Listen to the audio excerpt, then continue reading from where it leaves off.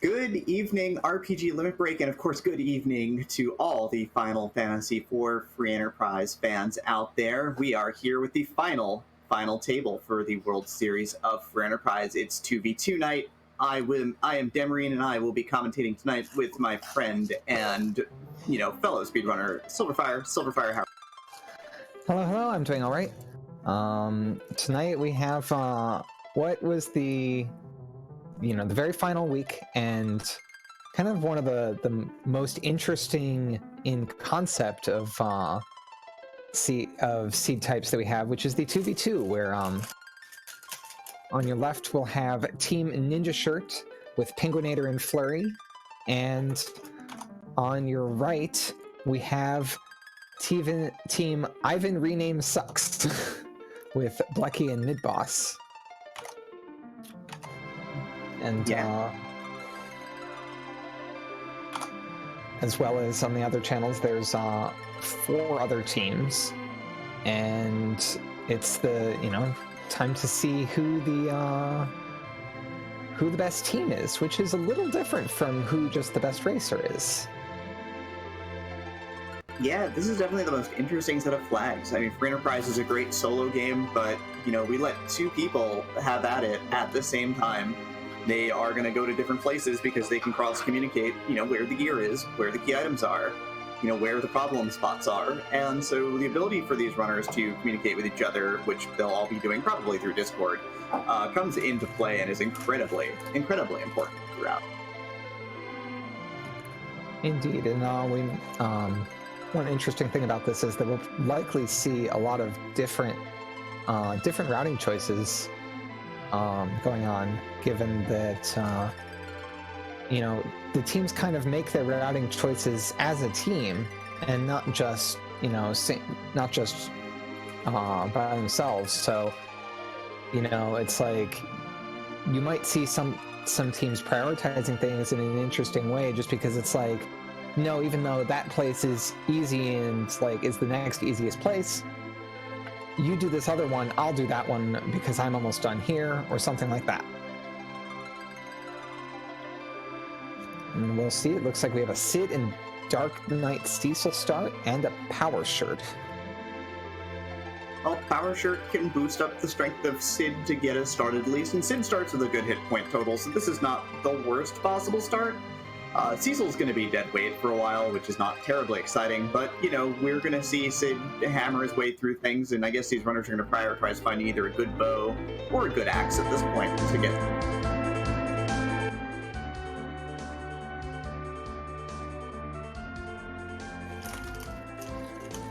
And immediately we see, on each team, one person flying north. It looks like both of those, the north goers are going to Damson, while the others are checking items in Baron Inn and the rest of Baron. We'll try to keep out if anything specials here. We see Fusoya in Baron. And the big thing is that the top tier gear is in treasure chest. This is T4. You can get anything. We've already seen a Murasame and a Gungnir out in Baron. Another Power Shirt to go with a Zeus Rage in Damsian so far. So, feeling pretty good so far. Can't really complain too loudly about that. Not at all. One thing that's interesting about this as well is that I forgot where I was going with that thought.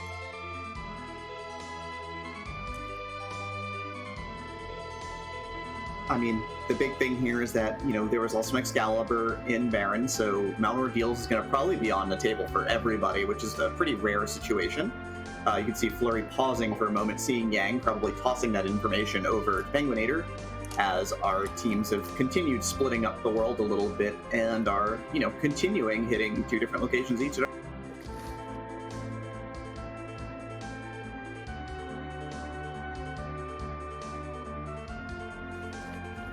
Although Sylverfyre, why is Fusoya? Fusoya is interesting in these flags, but why is Fusoya so interesting sometimes? Well, normally you'd see Fusoya and you just get really excited because he's super powerful. One of the things about this is with the Fusoya challenge and Fusoya's power being based on boss count, one of these players is going to be clearing up a lot of these overworld bosses like Antlion and Fagul. But it's unlikely that both of them are going to be doing that. And that means that somebody's going to have their boss count very low. And they might never see a full power Fusoya. We see some hourglasses, which are a pretty critical item. And actually quite a few kamikazes bought as well. That's interesting. Yeah, I'm sure penguin8r has something up his sleeve, but hourglasses are really important because in these flags, key items can be in trap chests. The Evelyn trap chests hit very hard in the early game, so it's important to have sort of tools to deal with it. Stopping all the enemies and putting them on lockdown is going to be a great way to just sort of cruise through them. Question in chat about game audio. Unfortunately, we don't have game audio because for integrity purposes, the players are required to restream their communication audio to one another, which means that if we had their stream audio, then we would also have one of the team's chatter on this broadcast as well, and that would be not fun for commentary. We'd be constantly talking over them. Yeah, while 2v2 patter is very interesting, sylverfyre and I being a 2v2 team ourselves, I don't think that that's going to really do it tonight for everybody. So we're going to let the music play, and we're going to help you through this as, you've got Fleury doing extra looting in Watery Paths, which you usually don't see in singles runs, but with the extra time. I did see both a Stardust and Artemis bow in Troya Treasury. Yeah, and I think Midboss also found mute arrows for sale, so welcome Sid to the power, because that is a really good gear layout to get started.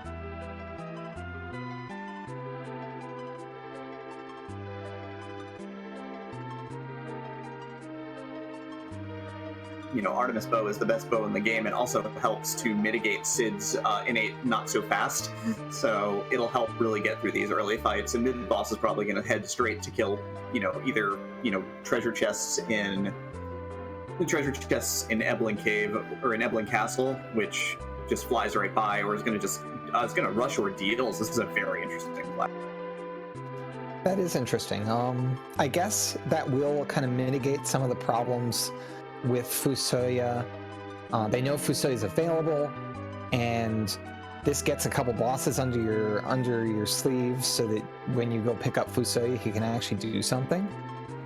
And more importantly, before doing the chest down there, it will give him access to Excalibur Cecil on top of it, which is the second best sword in the game, which you really cannot go wrong with. Yep. There's a tower key in Antlion Cave. Yep, so no direct progress right now. The first thing our runners are looking for is going to be a way to the underground, but the way these flags are structured, they may only find the darkness crystal in the overworld, sending everybody to the moon potentially. That's possible. We actually didn't see any of those during the qualifier races. But we see them in practice all the time. Also in Antlion Cave on the top right, Fleury just picked up a Holy Avenger sword. So if there weren't enough weapons for Kane and Cecil, well, there is one more on them. Mm-hmm.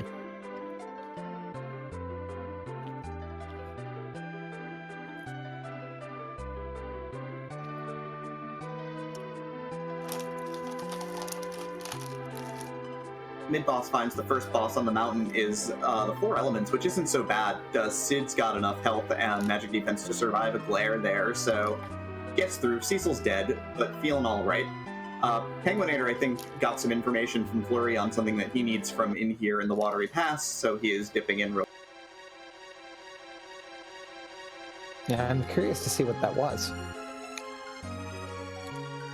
Yeah, I didn't see anything super terribly exciting there, so this seems a little bit like a bit of overlap that may not be necessary, but we'll see. There's a cat claw, that would be one. That's very, very strong for Yang. Yeah, massive bonus strength. Really cannot go wrong. It really makes Yang. Also some mute arrows and an assassin dagger. It might have been the mute arrows and the cat claw.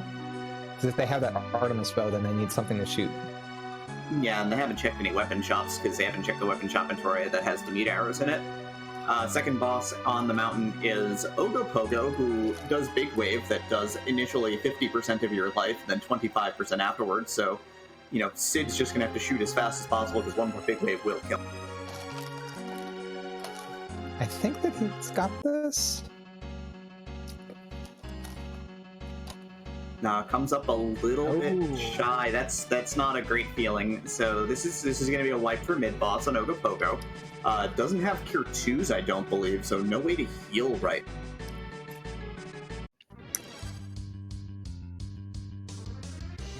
I also noticed something a little questionable here, which is that the mute arrows and Artemis bow are actually in the wrong slots. And not everyone is aware, but actually if you put the arrows in your main hand, bow in your offhand, you get both the attack power from the arrows and the attack power from... If you do it the other way around, you don't get the extra attack power from the arrows, I believe. Yep, it's just like firing a real bow. You want to fire it the quote-unquote correct way, which is to stay with the bow in your offhand for balance so that you can pull with your main hand. I'm also of the opinion that Sid should be in the center slot here for the extra 5% accuracy, as opposed to having the agility anchor Cecil. Yeah, this is a very risky, but it's a very it works out, and 2 more crits like that, and it will work out. You know, this ends up being a very good play. It's just without the Cure 2 potions that were in sylverfyre, you know, the damage race might not be 1 here, but it is. That last shot does it. That was the last shot he had before that next big wave would come out, so... Yeah, right on time every time, right? Didn't waste the turn changing rows, so was able to finish it up strong. Yep. Also, the 1 crit probably helped a little bit, too.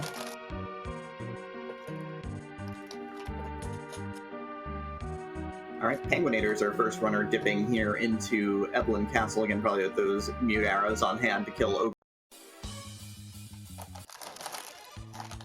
So he's going to get off to a first treasure chest as Stalemate and Skull, while Midboss is going to get our first promotion of this run, which is pretty fantastic.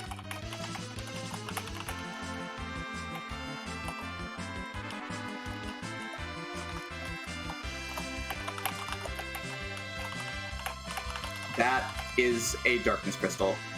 That is gonna make everybody clumb to the mountain eventually, because it's very likely we're gonna need that to finish. So, did we curse this seat? Scala rolled it. Of course we did. Well, Scala might have rolled it, but we commentator cursed it. Yeah, so penguin8r on a treasure chest. We've got Fleury here at the defense of Fabul, finding us. Blechy, of course, is now at the foot of the mountain because the Darkness Crystal is enough of an enticement, along with Cecil, to go and climb the mountain. Plus, Blechy will know what bosses are here, so we'll have a little bit of advantage on that front as well.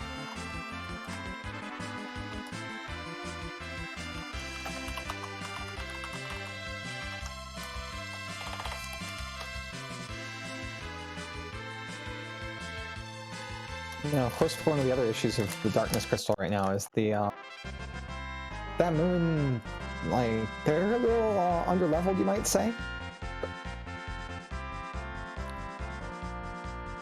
I mean, maybe they gamble on finding sirens up there in the one shop there in hopes of being able to catch grind immediately and have somebody start clearing the moon instantly. I'm not convinced this party can survive those initial hits from gold dragons, and it would take a little while to kill them too. I guess Excalibur Cecil's going to get off the ground very, very quickly. Yeah, Excalibur, back row Cecil with potentially the white shirt may get us off the ground here. So defensive Fabul complete on Flurry's side. penguin8r didn't get anything interesting out of that first trap chest with the Stalemate and the Skull. Ooh, there's a nice crit from the mute arrows. Fun fact, elements... the Rubicant in elements is mage type, so it takes quad damage from the mute arrows. Rubicant normally is not mage type, but that particular Rubicant is mage type. Penguin8r finds yet another Excalibur from the second chest, while Fleury finds the Earth Rock from the top of Fabul there, so now has access to the Tower of Zopball.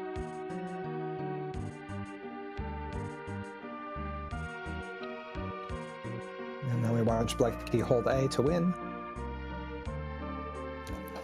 Looks like just a little bit higher is making this a lot less of a, and also having the mute arrows equipped properly, making this a lot less of a scary fight, with doing 600 to 800 a hit instead of around 400 a hit.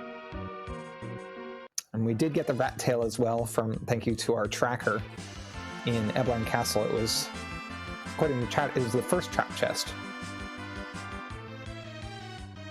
Which I believe was throne room right side.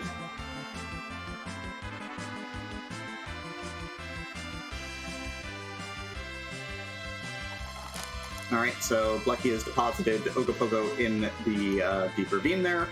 Is going to get promotion.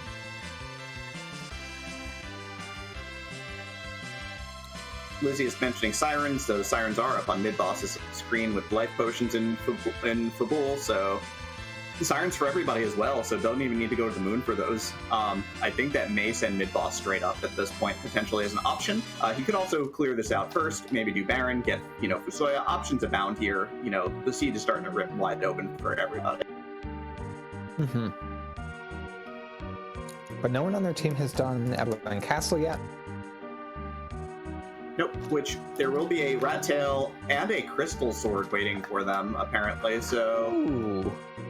Yeah, if Cecil weren't powerful enough already, let's give him the best blade. The 200 attack power blade. The plus 15 strength blade.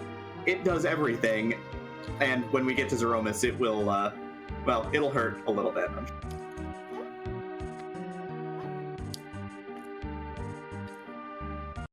Might even see some Avenger swapping with it to put Cecil in the Berserk state, but because Cecil's turn never comes up again, it never recalculates the attack power of the Crystal Sword. Yeah, so Cecil gets angry, stays angry, and does full Crystal Sword damage with every swing. But that's later. Right now, we're just probably going to use that Crystal Sword to dissect some monsters all over the world. Oh yeah.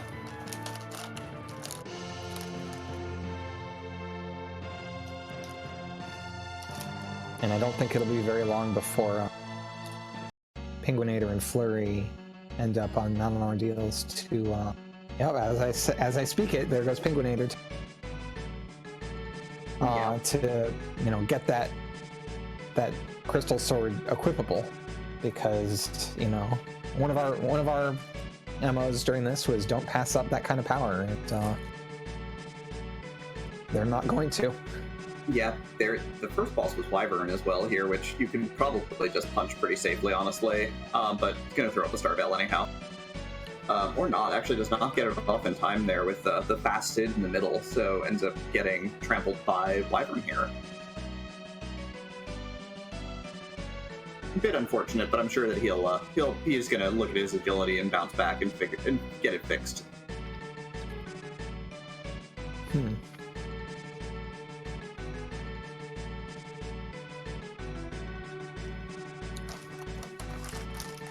Yeah, but looks like with the three agilities being so close together, it doesn't really have any. Yeah, I mean, if he has that Artemis bow, that pushes Sid to 25, which is probably what he needs here to get this taken care of. It's always a good option you can manipulate your agility that way, with that weapon in particular. Mm-hmm.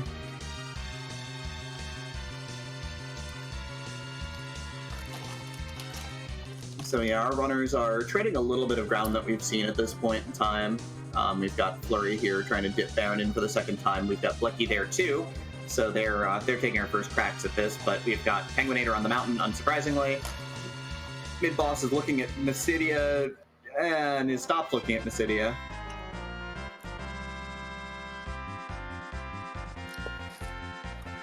One little technique from Penguin8r that I like seeing is rearranging items while some animation is playing, because you can't really do very much else when an animation is playing anyway. So just a few seconds saved here and there can end up adding up over the course of the seed. Looks like Velvalis is behind that Wyvern. Yeah, but we've got Excalibur Cecil, who's going to have enough attacks, and Artemis Bow Sid, who's going to have enough attacks here, so both Blechy and Midboss are going to add on Fusoya. They're overlapping a little bit, which is not something you see every day, but, you know, again, can't pass up power, so they're going to overlap to get the power in. Yep, and they know that they're going to have to tread to the moon very soon, or at least one of them is going to be treading to the moon very soon, so that power is going to be well needed.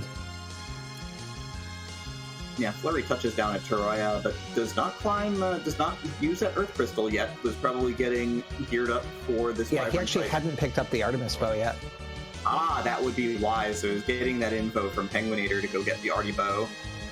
And now Sid, as you see, is going to have the agility necessary to get up that Silk Web against a decently fast, but not tremendously bad spot. That is the first boss spot here. And also, with all of this equipment, Sid will be well equipped to shoot Valvalis in the face as well, which will be...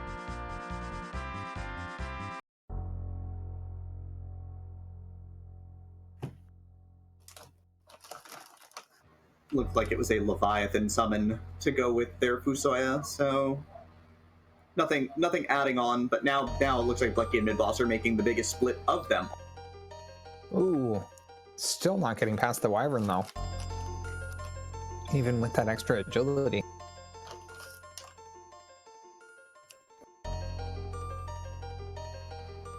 And it looks like he is just going to head over. His options. Yeah, he also just heard that Darkness Crystal call from penguin8r. So he's like to leave Wyvern to penguin8r right now while they switch places, and he's going to climb the mountain here.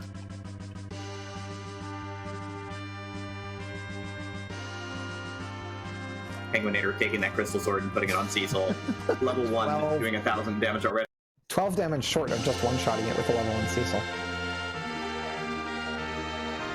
So much power in these seeds sometimes. You know, everything short of an adamant armor right now. Alright, Midboss finds cabins for sale, is going to very happily sell that Leviathan summon and grab some cabins with it.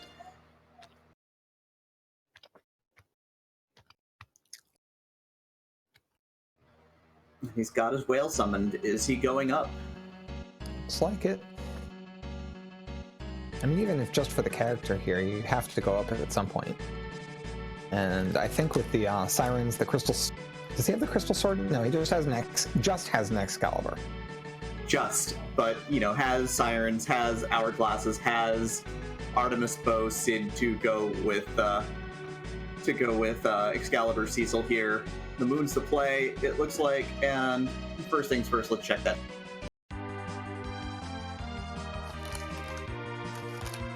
Cure 3s is a nice sight. Yeah. I mean, every character is guaranteed in the seed, so, you know, you will eventually find a White Mage, but, you know, White Mage in a bottle can be real good as well. Especially with a party like this that just needs to, like, go ham and kill things. penguin8r not getting the tower key dips into the antline cave long enough just to grab the Avenger that he found about from Flurry, and he's going to probably use that to brush Wyvern under heel.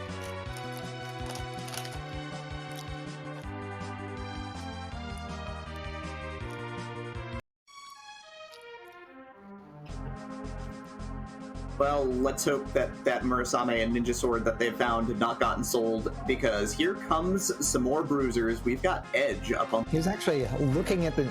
like, it was like he hovered over the Murasame while in the shop with the Cure 3s, and then backed out of the shop without selling or purchasing anything. So good heads-up play there to consider that, you know, maybe I'm about to get Edge. Yeah, I mean, part of this I'll say is this is why we usually check the why a lot of players will usually check the character first, because you want to know what you can sell safely. But in this case, it pays off. So one of Edge's ultimate weapons will really increase his striking power. Yep.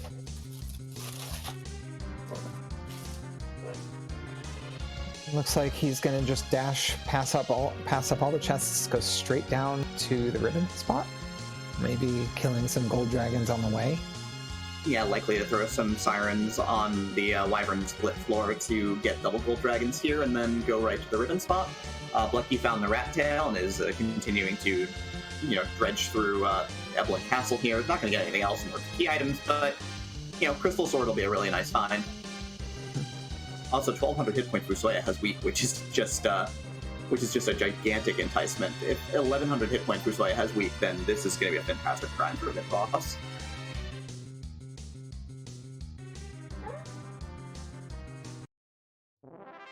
Does Midboss even have that many hit points on Fusoya? Yeah, Midboss did Ordeals for 3, and I think did Baron for 2. Baron. It's 5 bosses, and then one more from either looks like no tower key, so did defensive for Bull. Okay.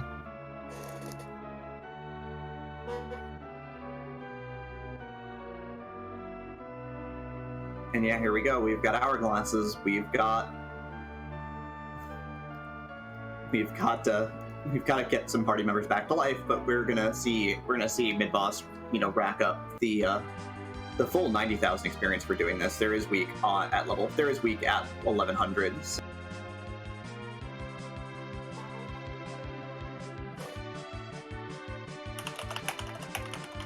Demonstrating some perfect use of the life glitch, using a life on the already dead enemy, which causes it to res with 0 hit points, which of course means, double experience, which is...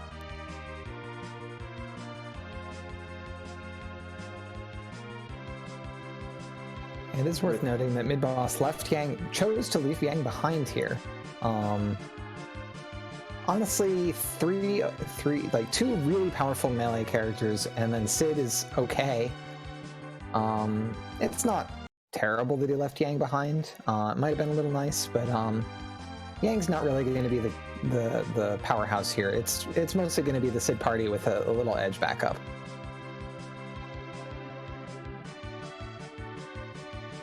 Yeah. So I'm gonna just keep the party alive here. You can see just really rapidly that the hit points are just gonna go through the roof for this party. Other than Yep. penguin8r's busy boss hunting on the overworld, doing the Mist Dragon spot, finding Mill and Z, and then Water Hag is down here at the Octomom spot. So just gonna get some extra spells onto Fusoya. Which is a sensible play, honestly, because again, like we said, bosses are sometimes hard. Yeah. I find it a little on the early side to go boss hunting, really. I mean, I think he just wants the juice on Fusoya here, just in case of this being fair, a but as you pointed out, required early. Yeah, required early move. They already have weak. Yeah, 1,200 also netted Cure 3 though, which Midboss does not have. So there is that, getting those extra spells. Also, he's doing a little bit of heavy looting, finding yet another Sorcerer's Shirt, and then bailing out of these 2 chests in the water.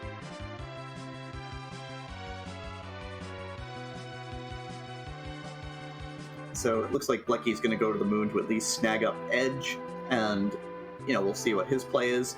Penguin8r is in Troya, but Fleury is finally making the check on Tower of Zot. So again, those wide options are really taking our runners all over. Midboss is going to need to hit up the save point after this one, though, because Fusoya is pretty much out of MP. Yeah, good news, though. Has 20 cabins, did not forget.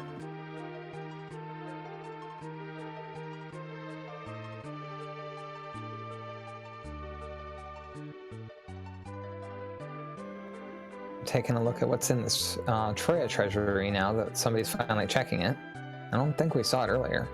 No one's been in here yet. So we've got a Sylph, Dragon Whip, Rain Spear, which we pass up. There's a gold apple. Yeah, a bit of a inventory boss fight right now. Yeah, dumpstering some of those spellcasting items, dumpstering a couple of those extra staves because it has a Stardust Rod.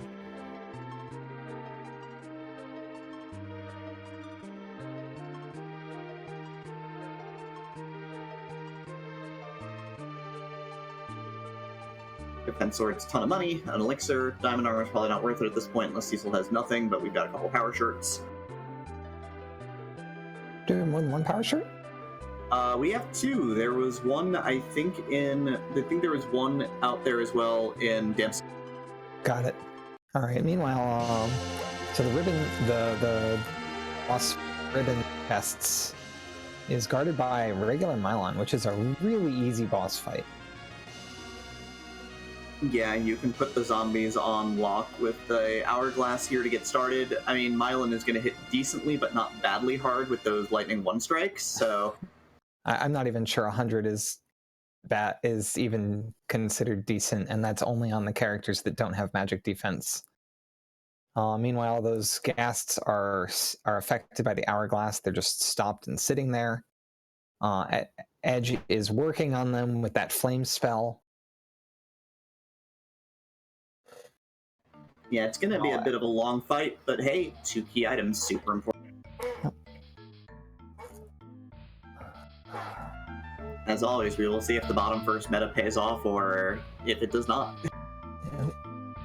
Note that they're we do have an Earth Zot check as well. I haven't seen the Flame Dog yet, but somewhere in here, the Flame Dog will have a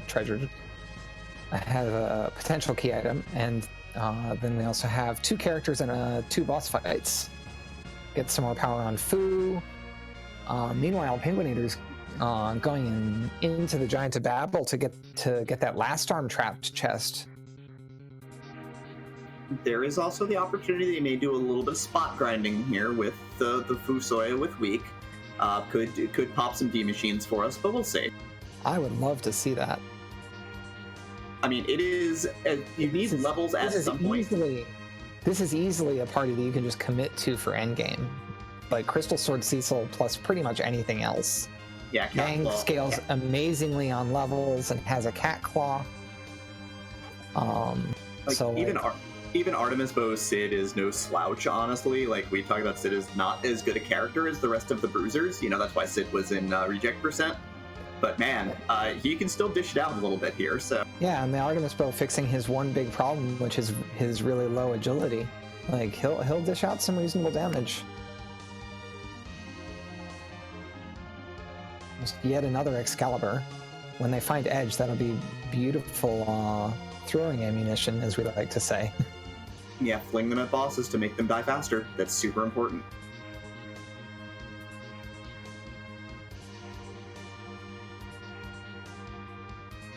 Midboss is still working on that Mylon fight. And without the Cure 3 spell from 1200 Fu, you're right, that is being a bit of an obnoxious, even just taking the 100 damage. Just no real cure spells. Just hucking Cure 2s, I guess. Yeah, Flurry sprints right by the save point to find the 2 Lunar Dragons here at the Mega Sister spots. They're going to have a bunch of hit points. Also, the fight command is not exactly the best idea here because, you know, we don't want to see the virus counter. Yeah. Did he defend with Yang instead? He defended with Yang, but he is putting the Avenger on Cecil. Here we go. Well, you know, if you one-shot the D-Lunars, then they don't counterattack you. 8,000 damage, the Holy Weakness kicking over. Wow. Destroyed. Left nothing to chance.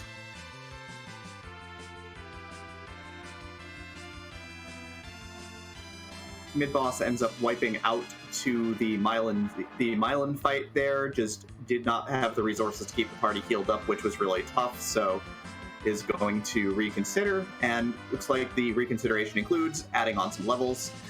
Blechy is giving us our first look at the bosses and chests in Cave Bahamut here, so we're going to see if there is, as the community says, is there value down here. We shall find out. penguin8r is actually struggling a little bit on this last arm. Cecil is paralyzed by that magnet. And the rest of the party is a bit of a slacker on damage. Ooh, Flurry finds Kane, though, as well as Porum.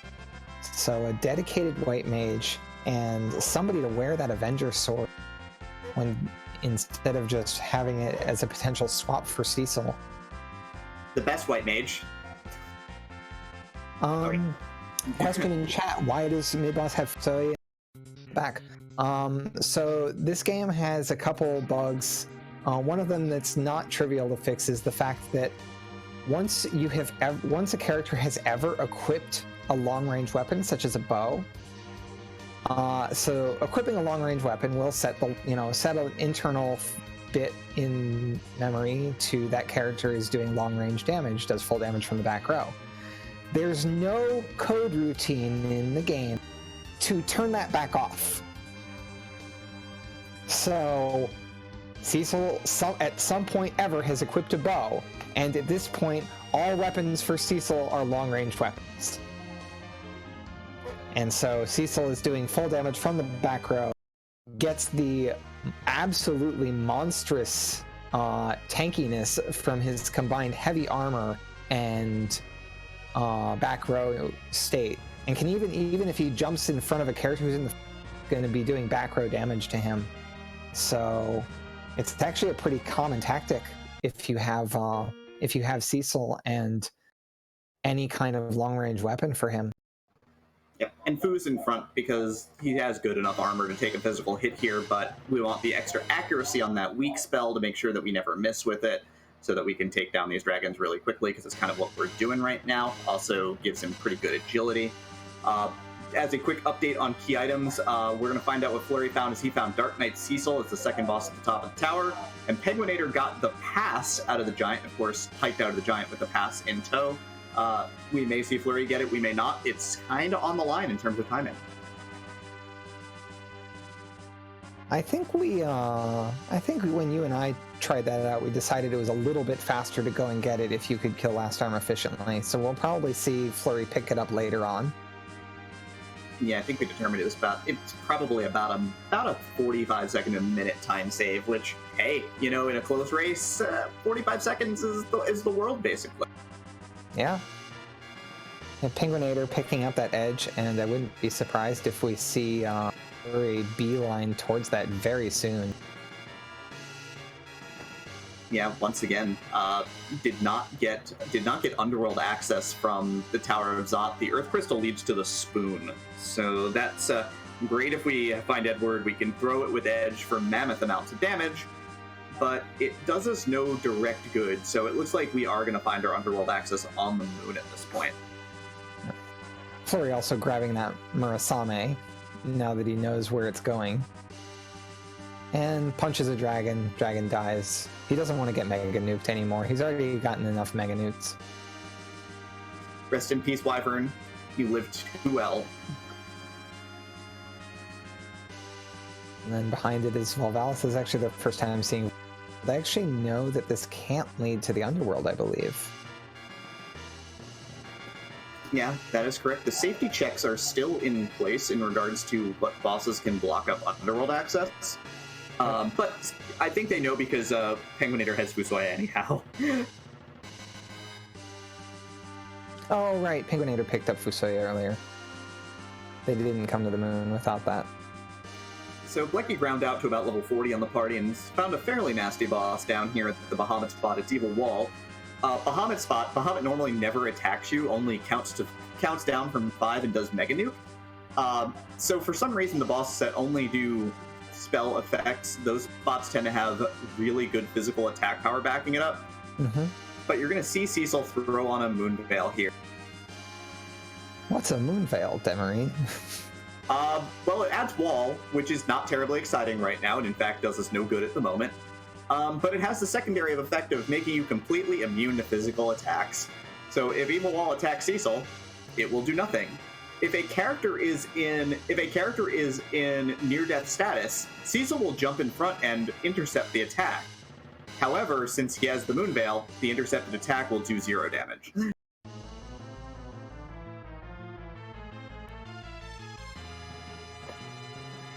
And conveniently, when you throw a life potion at most characters, they end up in near-death status. So, what will end up... In other cases, just getting hit put them into near-death status, which is also acceptable. Yeah, but you can see that Cecil just jumped in front to catch that attack for Yang, and it didn't do anything. So he is gonna be okay. Yeah, he's also darting those Excaliburs for a good 6,000 or 7,000 damage each, and then has run out of Excaliburs to throw. Unfortunately, after throwing a few, so we'll have to settle for throwing lesser weapons than Excaliburs, like Gungnir lances and the like. And Smithy asking, Cecil cannot cover if Berserk. That is correct. If Cecil parries or becomes berserked or otherwise afflicted with a status effect, no longer is able to cover. You can Moonveil. Moonveil will block literally any physical attack in the game. Bosses that don't do physical attacks, this isn't going to help very much. But yes, you can Moonveil any physical-oriented boss. And you can see that he put the Avenger on Cecil there and all of a sudden was unable to cover Fusoya, so Fusoya got punched at the end there and died. Yeah. It seemed like he was counting HP because that single Avenger attack finished off the evil wall. Yep. But it's just a samurai bow. No value down here. And the thing is, if he didn't save after his grind, he's not going to be able to reset out of this, so he's going to end up... He has the exit spell. Yeah, if he remembers to cast the exit spell. True, but he's also going to lose all those dartables that he used up, which he could use up on other bosses potentially, which is a strategy, is to save scum your darts. Because they do a lot of damage, and they're not infinite per se. Hey Blechy, Cecil knows the exit spell. It happens. I've made this mistake. I've made this mistake more times than I care to admit. So, unsurprising and in the clutch of the moment. Did anyone catch what, besides the Dragoon Gauntlets, I didn't catch what came out of the, out of those chests, out of the one that Midboss was doing, unfortunately. We do have CPU going down soon, question mark? Looks like penguin8r's locking in that Avenger, knows that it's close, so...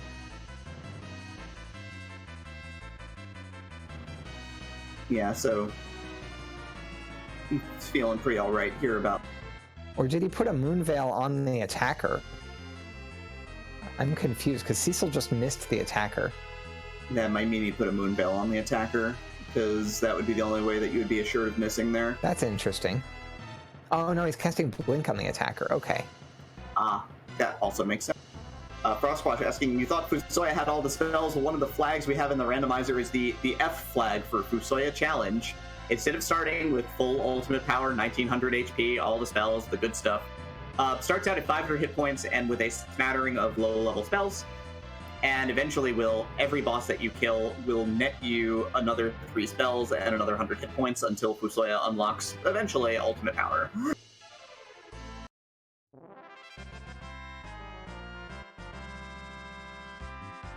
Alright, we have CPU going down, and it's going to... Although a bit of a technical difficulty after some Fire 2 counters, because Rubicant will counter any physical attack with Fire 2, and this spot has some pretty mean physical attacks as well. So... and the way the random bosses work in this is that it has the spell abilities of the all the scripts and AI of the original boss, but the stats of whatever boss should have been in that spot. So that plague spot has, like Demerine was mentioning, very high physical attack, and that was some pretty crushing damage that hit Fusoya there. So Midboss is going to head over and do some trapped chests. He finds a behemoth here. Yeah, Behemoth will go down to this crystal sword really easily. Yeah, he was going down to the Ogopogo spot and decided to start popping chests in the core, so ends up, this is not a bad thing to run aground of. There's only one really bad trap chest to run aground of if you're not ready for it, and that's Double Dragons of some... Now, that is 2 chests that have Double Dragons. But I think this party wouldn't even have a huge problem with Double Dragons. Maybe it would. If Cecil has elemental resistance, they probably would not, honestly. I mean, Fusoya in the front row is getting absolutely hammered by pretty much everything. Yeah, I would reorder this party a little bit, but I like Cecil in the back row, but I don't like Fu in the front. Fusoya spells are random. Blechy finishes up finishes up the Paladin spot and gets a Moon Veil, so has another Moon Veil for use. The chest that Midboss popped open had a Soma drop, so I guess he's going to throw that onto Fusoya to up his maximum MP to 200. The Hairdryer chest had a Stardust Rod, so again, no key items yet, just other things for our runners so far here on the moon. Clearly, though, no underground access, and still, underground access is required to finish the seed. Underground access is required to finish the seed. This is a Forge the Crystal variant, where you must find the Legend Sword and the Adamant and take them to the Smithy Kokol. So, and then the Smithy will give you the crystal as opposed to giving you an Excalibur. We already have enough Excaliburs. We're not worried about Excaliburs. We're definitely worried about that crystal so that Zeromus will show his true form, which will be something. Meanwhile, Blechy's opening boxes in Upper Moon, while we have a Kainazo fight that gets reset out of by Midboss. These boss fights are really starting to give Midboss a lot of trouble. He's left 2 of them behind now. And Kainazo's especially scary because his wave scales on his current hit points. So these moon bosses have some pretty crushingly powerful waves and are also extremely fast, and it can be very difficult to get a lightning ability off in time to negate that wave charge up, especially with Fusoya being your only black magic caster. Yeah, and without Silk Webs to apply to get the slow off, again, those Dartables kind of coming into play here. If Edge is fast enough, you can at least maybe throw an Excalibur into the face of Kainazo, knock off like 6,000 hit points immediately, which greatly cuts into the wave damage. So that's not exactly going to be an easy fight for sure, so instead it's going to start trolling some more trap chests here. Well, Flurry is going to find out that there really was no value down here in Cave Bahamut. The ribbon chests were a Dragoon Gauntlet and a Defense Sword. So right now we're still running on 5 key items in the pass.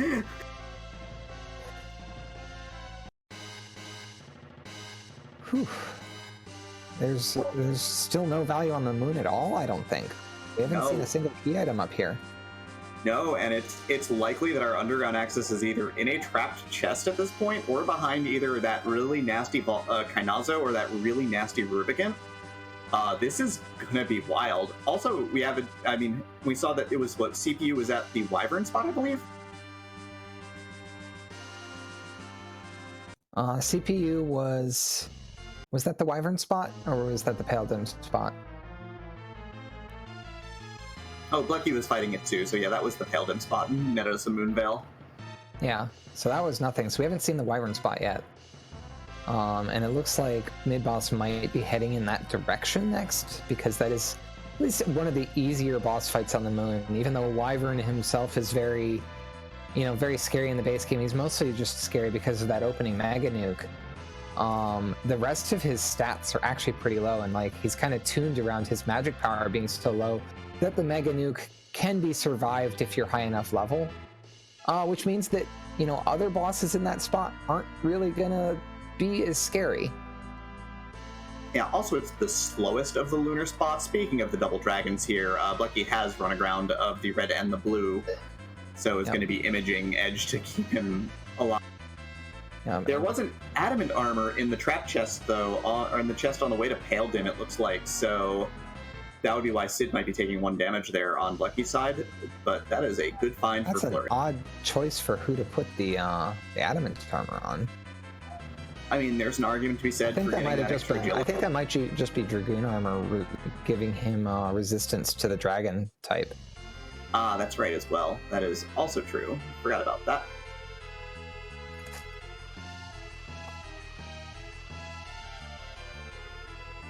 Penguin8r is going to just use that Crystal Sword Avenger Cecil to carve up Rubicant and give us our first look at the White Spear spot for what I... It's the Magma Key. So that's their ticket to the underground, and I wouldn't be surprised if we see Penguin8r immediately exit out. Leave the rest of the moon to his teammate. I mean, he might still have Ogopogo assigned to him, so there is always that as well. Flurry is fighting double guards. Which one is the double guard spot? We haven't seen that out of Blechy Midboss. Is that Wyvern? This would have to be Wyvern, because we have not yet seen it here, so... And, of course, we like free bosses. We like throwing coffins at things and not having to worry about it. Yeah, penguin8r is going to do the Ogopogo spot and find Kainazo down there. Whether or not that gets him to go away, I don't know. penguin8r is excellent runner. Oh no, the double guards was the spot up here for Pale Dim. So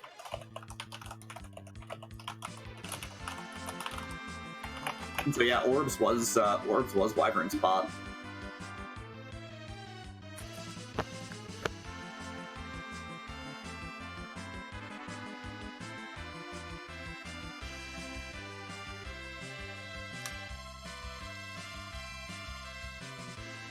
Oh, there's a lot going on right now for sure here. Question in chat from Frostwash for you, Sylverfyre. Can you explain how teams work? Do they just get to share information? So it is shared information. They're communicating by voice, which is unfortunately why we don't have any game audio, because if we were taking either of their stream audio, we would also get their team chatter. So basically the idea is with all, there's over 50 spots in the game that could have key items that they need to check. And they basically are splitting up, dividing and conquering the various boss fights and trapped chests that lead to key items, and sharing information of any gear that they might need, or characters they might find to power up their party.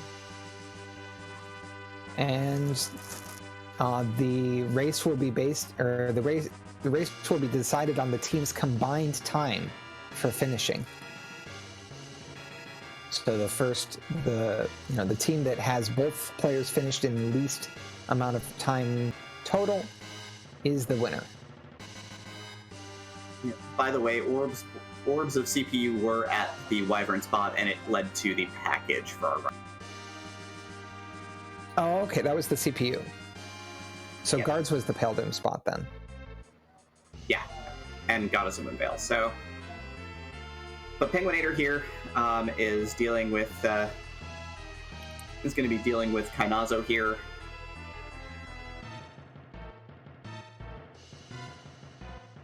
And go for that Avenger swap again.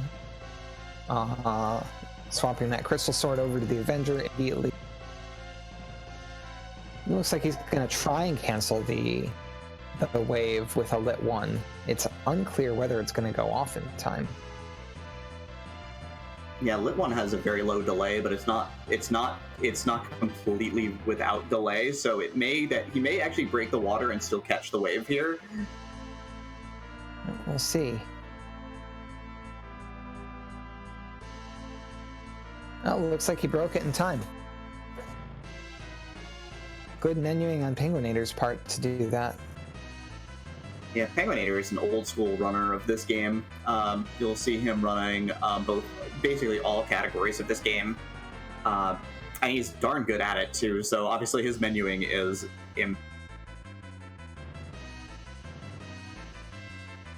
And of course, catching up on the chat, thank you to JediMonkey1977 and Daleks for your subscriptions via Twitch Prime. It's always greatly appreciated, so thank you. Midboss is trying to get through this Rubicon spot. We're hoping he does, because we want him to get that. We want him to get that Magma Key. Like, we want him to get that underground access for his team. Mm-hmm.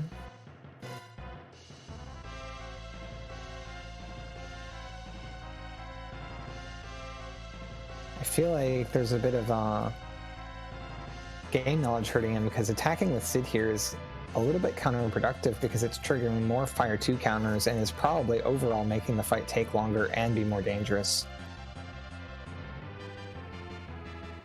Yeah, I mean, that's the thing, is that there's a lot when it comes to fighting tough bosses and tough spots. A lot of game knowledge comes into play. I mean, he's able to power through it, but he did it. It's good.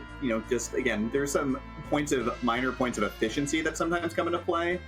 That can really make a difference. Looks like penguin8r has Kainazo in his shell and on the ropes. Midboss adds on the Magma Key to his inventory, so he's got underground access. And his party's already at level 51. Goodness me. Yeah.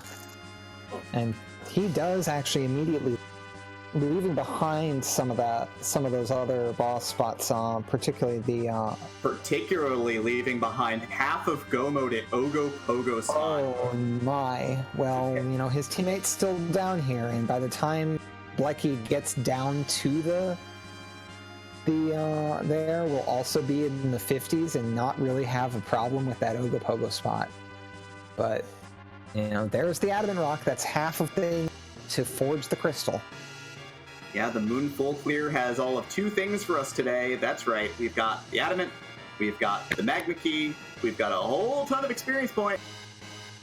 But yeah, we're going to have to go down and fight that Adamantoise and extract the adamant from the shell. So, Final Fantasy V, here we go.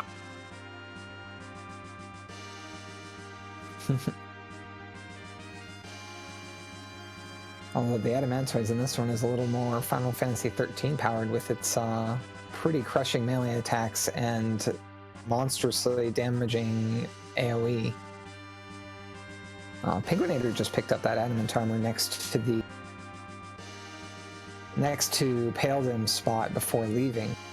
I think that's just a real testament to Penguin8r's skill, is that he knew that adamant had to be there. Fleury had to have translated that over to him a while ago and just decided to say, nah, I'm good, I'm gonna kill some boss. Yeah, not like a lot of runners finding that they might have wanted to go leverage that power against these moon bosses, but he's like, no, I can do this efficiently enough with what I have with just this crystal sword and not really lose any time on it. Yeah, Crystal Venture Cecil came into play in one of the qualifiers and, carves paths through seeds like they're not even there a lot of the time, and no surprise here that does.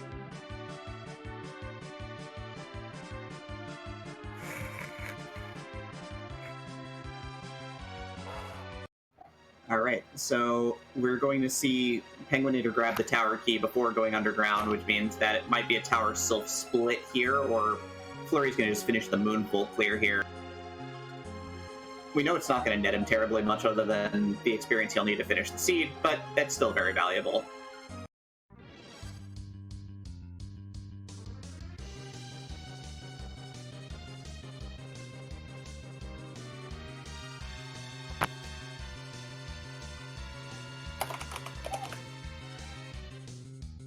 Alright, so we've got Penguin8r here getting his tower key. We've got Midboss dipping Sylph Cave now, so looking for those 7 trap chests, knowing that there's still a lot of key items loose in the field.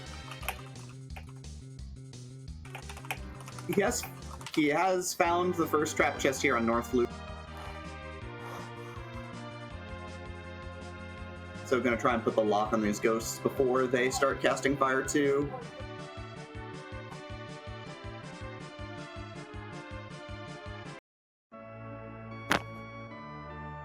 Yeah, unfortunately, eats a bunch of the Fire 2s. Not really any great AoE spell here. Nah, Ice 2 will probably do enough damage with that Stardust Rod, but it could be a little bit shy. Oftentimes on these chests, berserking up Cecil ends up being your best option, and just letting him, angrily cut through the chest with just put the Avenger on him straight up and just let him do it. Ice 2 unfortunately divides its damage here, so it's not really good. And Flame, they're actually fire elemental ghosts, even though many undead are weak against fire, these are not. It's just gonna go for the Meteo, and I mean, it'll be a few extra seconds, but with the ghosts stopped at this point, it doesn't matter too much what you use. So we'll get some massive overkill there. But the MP required for that is the real problem.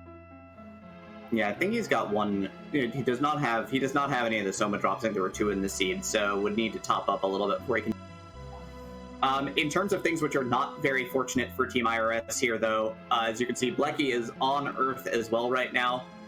It looks like that they're going to do double Sylph, double Tower here, and we know what they've left behind the moon, and it's going to be a real feel-bad moment when that does come up later. It is really gonna feel bad when they go back to that Kenhanzo spot.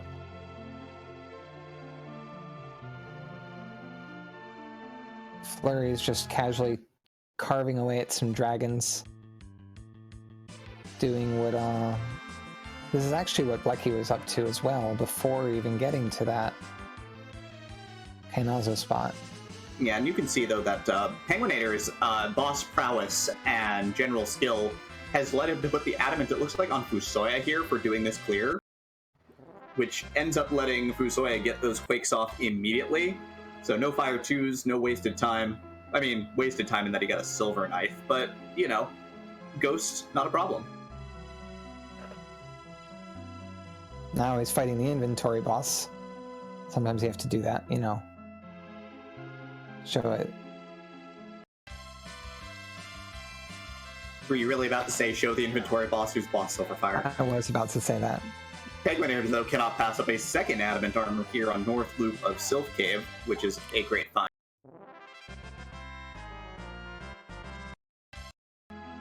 As he very confidently goes up to this fight with everybody at 1 hit point and just quakes it. Like he knows that he's going to be just fine with his agility the way it's set out. That is some combined game knowledge and confidence, because I would not be confident doing that. I would not be getting the run buffer up just perfectly to quake before you get hit by ghosts.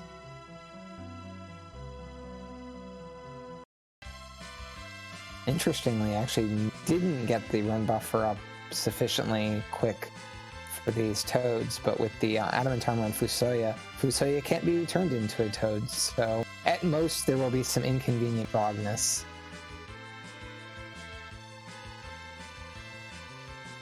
Everyone else is an inconvenient frog, but, you know, Fusoya is the only one we care about. Yep. Adamant armor will make it'll make boss fights about how fast can you kill them, and at this point between levels and adamant armors, you're right. The actual can I kill this boss is no longer the question. The answer to that question is yes. But given that penguin8r's already cleared the hardest boss fights, like the hardest bosses in the game other than Zeromus, you know, it really just is about how quickly can I get through all of this stuff? How quickly can I find what I need? Yep, North Loop is pretty devoid of joy for penguin8r here, other than that adamant armor, so it's gonna pop out.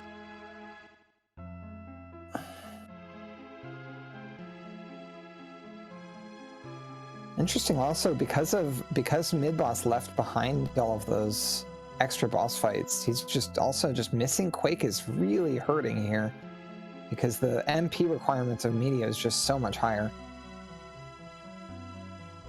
Yeah, tapping his reserves pretty heavily here, honestly. Yeah, throwing a lot of Ether 1s helps, but he's gonna either need to start switching to melee strats or something. Or chugging elixirs. Yep, Blechy is now on to the last trap chest here at the top of the tower right before the boss spot. Has found a whole lot of nothing here so far in terms of key items. penguin8r picks up an elixir out of a trap chest, so nothing for him either. Flurry doing the double warlock, double carry, which we know I believe leads to a decent but not great weapon.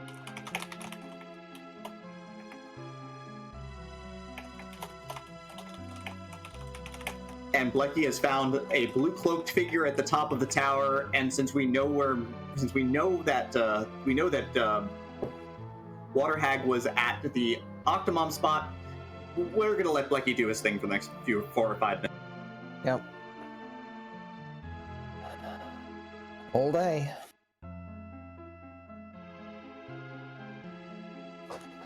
Yeah, this spot is one of the weakest spots in the game. It's just healthy.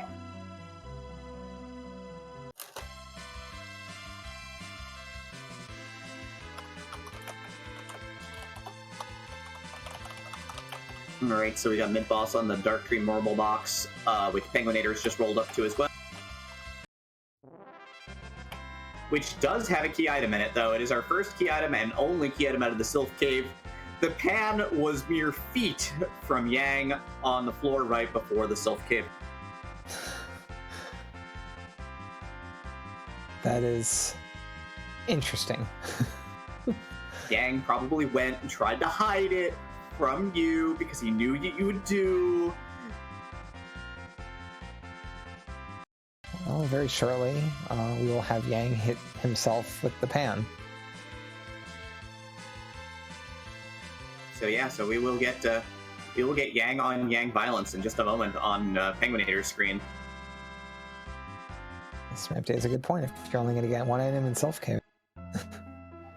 But as you can see here, though, penguin8r went through the entirety of Sylph Cave in the time it's taken Midboss to work his way through, like, South Loop, and, you know, to work his way through North and South Loop, and Blechy got here, or Midboss got here first. So, again, power matters. Like, how you get your power, I think, is one of the most challenging thing in these 2v2 seeds in terms of, you know, getting through it, T4, no problem, you'll get what you need, but doing it fast is the real challenge. Yeah, I would say that, you know, Midboss and Blechy were ahead going into the moon by a noticeable margin. They got that Darkness Crystal much earlier, and Fleury kind of lost a chunk of time struggling with Wyvern pre-ordeals, and but their team has, you know, their team hasn't struggled on these moon bosses, and also on the Sylph Cave fights, and I would say that penguin8r and Fleury are probably have overall edged up, even not considering that Midboss and Blechy are gonna get tripped up by that leaving that adamant armor behind.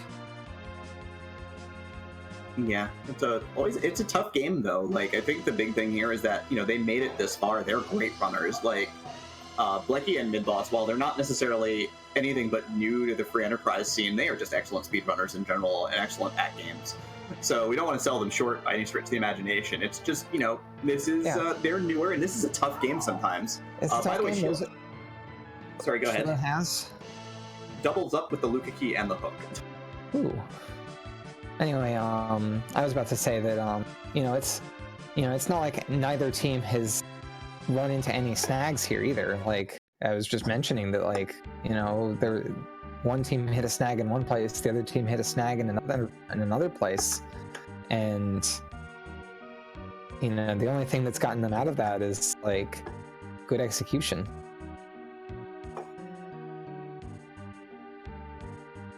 So, anyway, with two key items from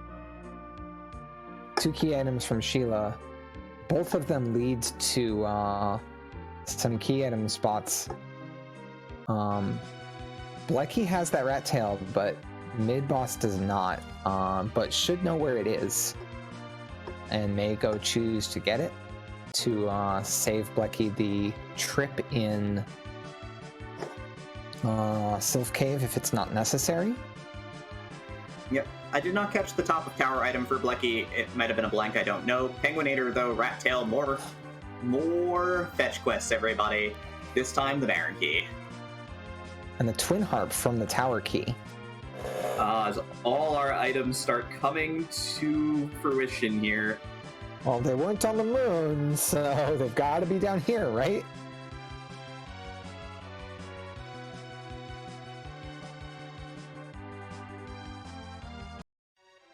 penguin8r's gonna go head on into that not Sylph Cave, Sealed Cave. Also, finally gonna equip that second adamant armor onto Cecil. He didn't want to do that earlier because that would have messed things up with when he was trying to have Fusoya always go first. Makes good sense here. Fleury's going to pick up his adamant before he leaves the moon because heavens knows he doesn't want to come back if he can help it.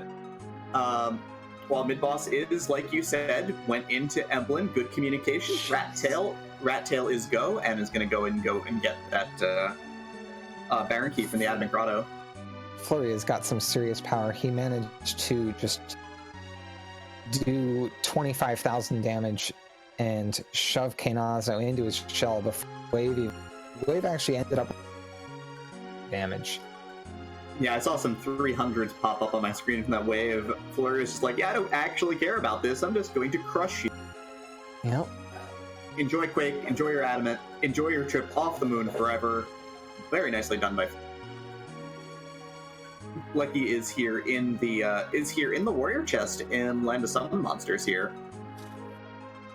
And it looks like he's going with a Cecil cover strats setting up for the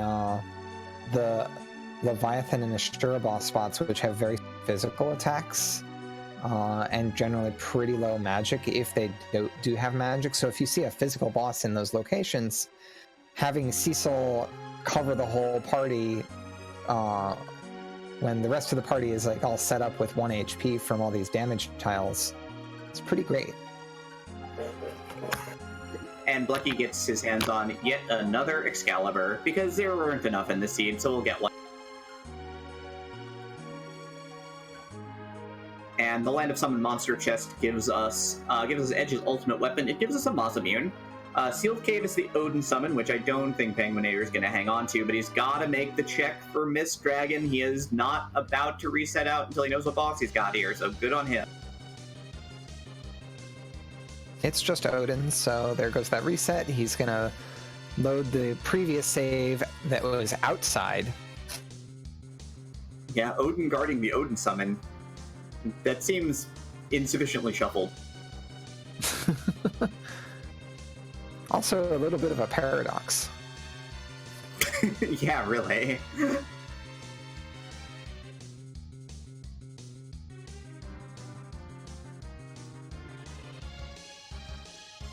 Alright, Midboss is giving us that rat tail check at this point. Blechy is going to be our first runner to give us a look at the two bosses down here in the Land of Summon Monsters with penguin8r shortly behind.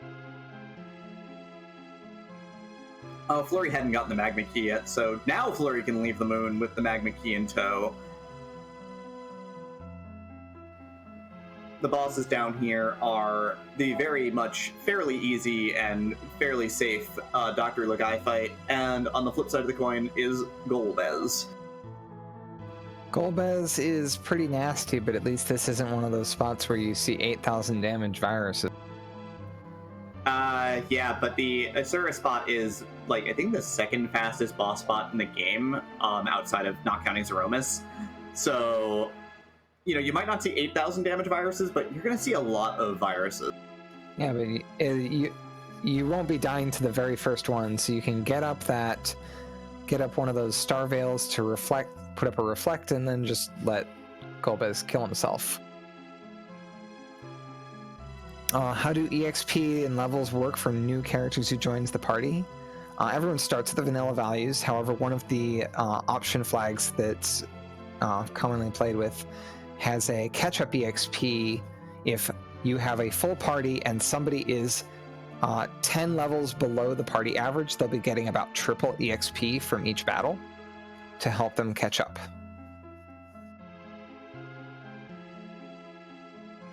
Alright, Fleury is on his way underground right now as well. While it looks like Midboss is doing Baron, Blechy is going to be finishing his tangle with the good doctor here.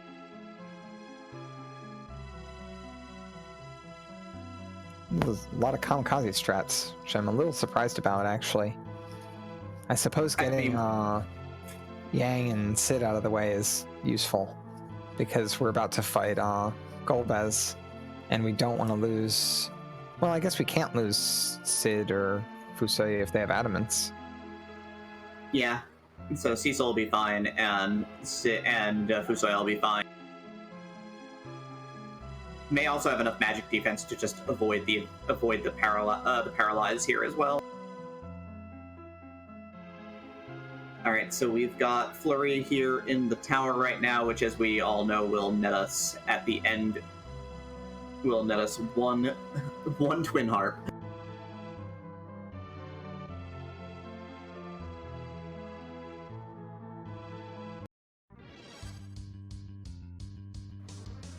penguin8r is going to get his third Avenger from this fight. Blechy is going to deal with Golbez here.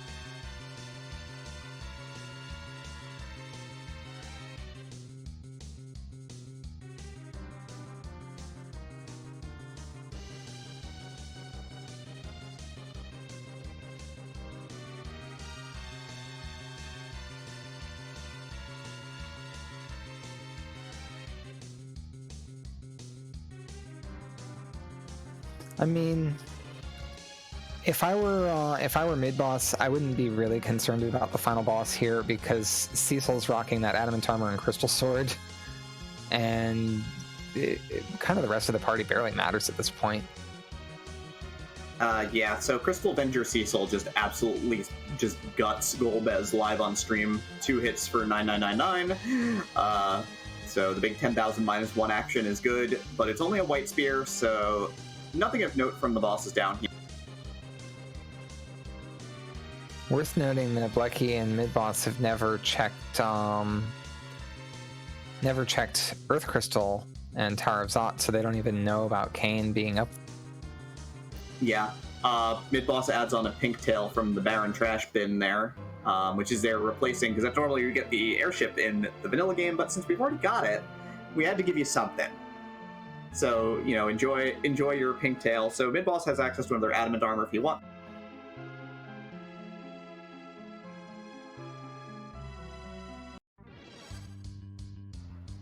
Odin's spot looks like Dark Imps, which is about as free as it gets. We're starting to run out of places on the overworld to check for that legend sword. Yeah, there was a sand ruby. There was a sand ruby in a trap chest in Tower of Babel.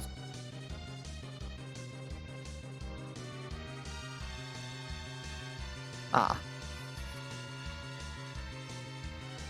Did we miss that when Midboss was there?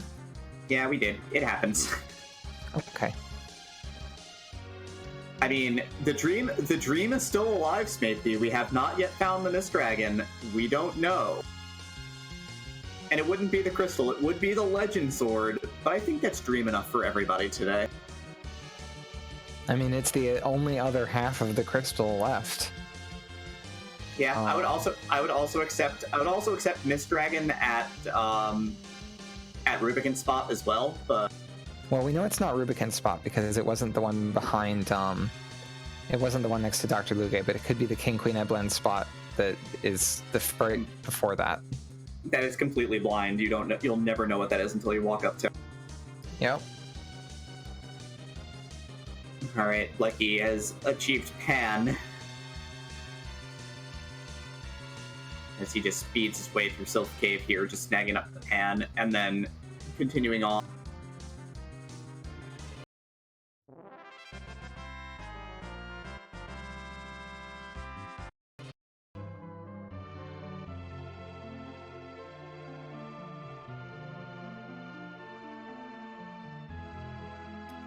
What other could also be in a trapped chest in Eblan Cave or Upper Babel? There is one trap chest in each of those locations that could still be that are still in play. What else is still in play that we haven't seen checked? I don't know. Midboss is checking these 2 trap chests right now. So these 2 trap chests are out. We have not seen Twin Harp yet. No one has gone and given us music. So Cave Magnus still in play. And then it's Mist Dragon. Okay. And yeah, so Maggie, I think Blechy has done Lower Babel already, has the Twin Harp from the Tower Key spot.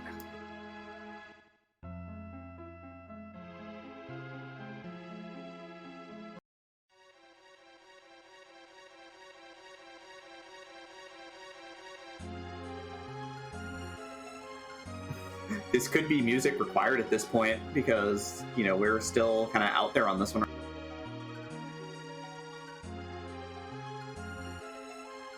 It's either music or demist, right? Or one of these traps. Or one of these 2 trap chests down here in Cave Eblan / Upper Tower of Babel. We are making some heckin' good time for what is going on here, right? That's Crystal Sword Cecil for you.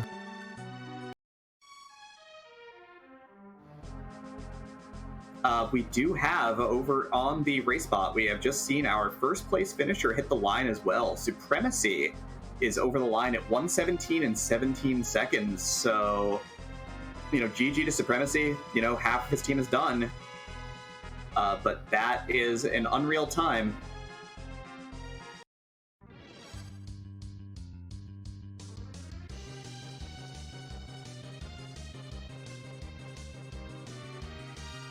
Blechy's going to give us our look at music here. Penguin8r's giving us our look at Baron Castle.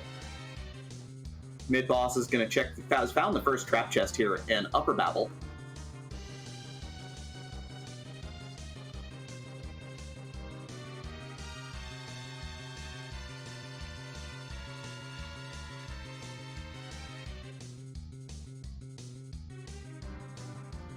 Adding on just a Lonely Samurai Gauntlet.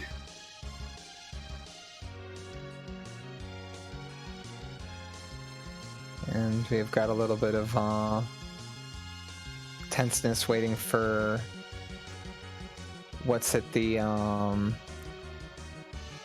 boss here and what's at the item behind it, as Penguin8r and Fleury are doing bosses that we have already seen from the other side of the screen. We see a very late Rydia. Even though we have a Bahamut summon, I don't think she's going to make the cut. I mean, we've already got all of our levels here. I mean, Tella's a good agility anchor. You know, you don't technically need the 5th character, so... Out he goes. Out she goes into the bin. Tella's gonna...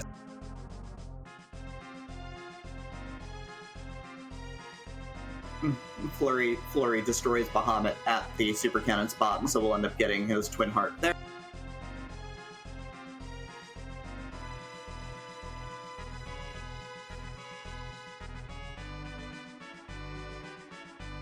Yeah, it makes me sad to see Rydia go as well, but when you have a party that's already at high enough level to just jump into the Zeromus fight, it's a little bit late to go rearranging that for someone who kind of needs a lot of help to get to those, even with the catch-up bonus EXP.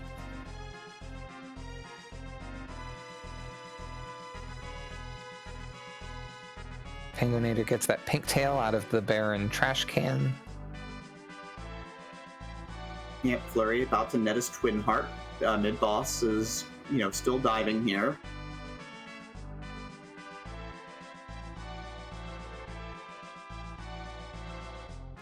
The very last chest in Upper Babel is the Mad Ogre fight. Ah, what a long walk. And adamant armor in in the Magnex. What's it called? Yeah, in Cave Magnus here. Unbelievable.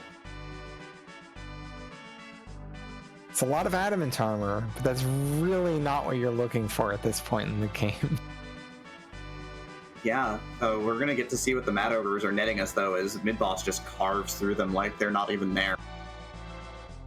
Oh, we have Dwarf Castle. No one had checked Dwarf Castle yet, so Fleury's in Dwarf Castle right now. This could be it. Yeah, just like in our regular runs, we forgot Dwarf Castle. And a lot of times it's, you know, calculated leaving it behind because it's, you know, 2 boss fights and some cutscenes for just a single key item.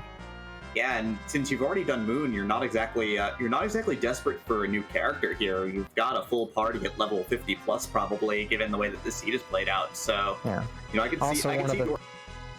The other nice thing about this spot is it's a lot of XP, and not something we're looking for at this point.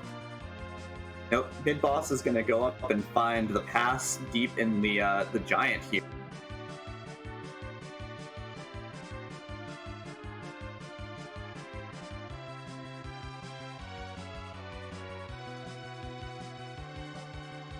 I mean, Fleury is about to obliterate 2 bosses while Penguin8r is taking the hook down. Gonna find that there's a whole lot of nothing waiting for him down here in Eblan Cave, other than Iridia that he's like not to.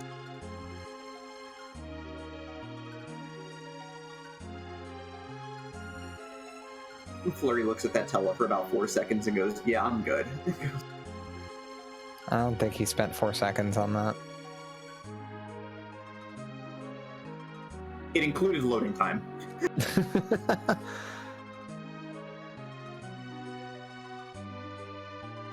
Penguin8r is going through that Eblan Upper Babel area, but we didn't see anything there. So we're about to find out if it's the present from Luca is the legend sword, or Well, if we're gonna go on a dragon hunt. We know it's not because penguin8r has been down here already, found Odin guarded by Odin. No. So we knew. Yeah, we know it's not the Mad Ogres or the Stalemen. Yeah, that's Dwarf Castle? Is it Dwarf Castle? It is Dwarf Castle. Show us Legend Sword. penguin8r is about to mash the exit spell in about 3, 2, 1, bye. Team Ninja Shirt has go mode. We still don't have even Supremacy's teammate finishing up yet. Yeah, Kirchen might have bailed early on the moon and might have to go all the way back down potentially to clear this. That would make sense if like Supremacy sent his teammate out from moon clearing, and that might have gotten them the leg up on clearing the Earth soon. Yeah, and if you left early enough, early Dwarf Castle starts looking really good if your party's not filled out, or if you've got a character that you're not happy with, say Porum that you got from the Earth Crystal that you're trying to get rid of. Also, yeah, it's also possible that some teams might struggle against that Kainazo, and I could even see that Kirchen leaving that Kainazo behind and coming back later for it when with higher levels. Yeah, but of all that talk that we had, it seems that it might be just that Kirchen had to catch up a little bit, as Team Bulwark is our 2v2 champions. Kirchen's time 124.19. Combined time 241.36 for a Moon first seed, which is an incredibly impressive run. So GG to the both of them. Yeah, that is a commanding finish. As many teams are like the two teams we have here are going to be between the two members of the team, 17 of 17, finding every single key item across the team. Not what you want to see. And we have some sorrowful checks from Midboss, still not going back up to the moon to catch those bosses that were left behind. Is it just Kainazo that they left back up there, actually? They left just the Ogopogo spot behind. It is a play that many runners make in single races when you're trying to gamble. It's like, okay, it's Kainazo. Kainazo's tough. I'm going to leave it behind. That is a normal play. Many runners have made that play many times. And every so often, it bites. That's how this game goes sometimes. And it's gonna bite Team IRS here. And it's just kind of going to be a downer for them, but that's the way the ball. That's kind of the way the ball bounces sometimes in these games. Yeah, and it's hard to even justify. It's like, oh yeah, I'm powerful enough now, but how to justify the time it takes to do all that walking to check one spot? It's literally going to be the last place they go. Yeah, So Supremacy, by the way, Supremacy and Venerable and Scala Kitty are really the three people who kind of had the idea of 2v2 as a thing. So it's good to see Supremacy put up an extremely good time, even though he had to leave behind his usual partner in Venerable. So, picking up Kirchen is not very much of a downgrade, let's be real. They're all excellent runners. There were some slight restrictions to prevent people from making teams that were so stacked that they would be difficult for the rest of people to compete against. Basically, anyone that was in the top 16 of the previous Highway to the Zenith zone were not allowed to team up with each other, and I think there were a couple other specific named racers that are also top racers that are basically, you can't have a team with two racers from these top racers. Yep. penguin8r gets super good at this game. Please find somebody who isn't in the top 20 players. Yeah, which ended up working out pretty well, honestly, but there were a ton of good runners out there. And it's funny because you look at teams like SG40 and Yimo or Blechy and Midboss that are, they're not top tier solo runners, but they're all good solo runners, but they're, much better as a team. They're better than the sum of their parts, which is really impressive. The Flurry is getting the pass like we had predicted, that, that even with the location, they just cut through it real fast here. Blechy doing some catch-up checks here, doing Earth Crystal, or picking up the Earth Crystal, so both members of the team have. Penguin8r had the pass already, so he is gonna be our first runner on stream to make it to Zeromus, and then Fleury will be shortly behind as he's gonna warp out of the Giant, and then take his pass over to see Zeromus as well.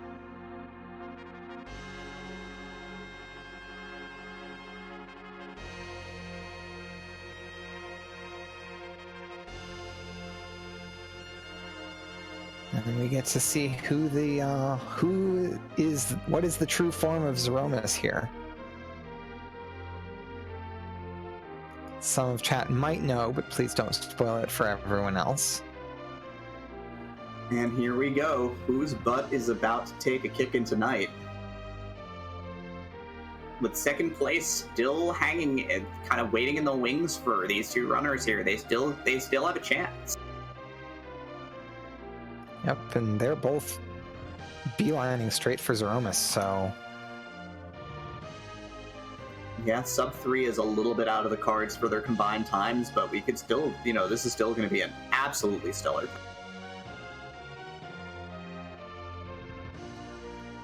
Fleury doing a quick check, making sure his gear is just the way he wants it for that Z fight.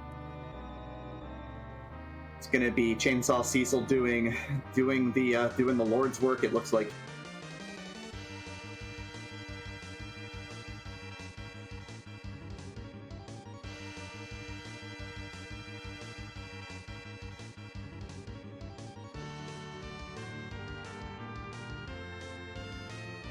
Mighty low hit points on that Porum.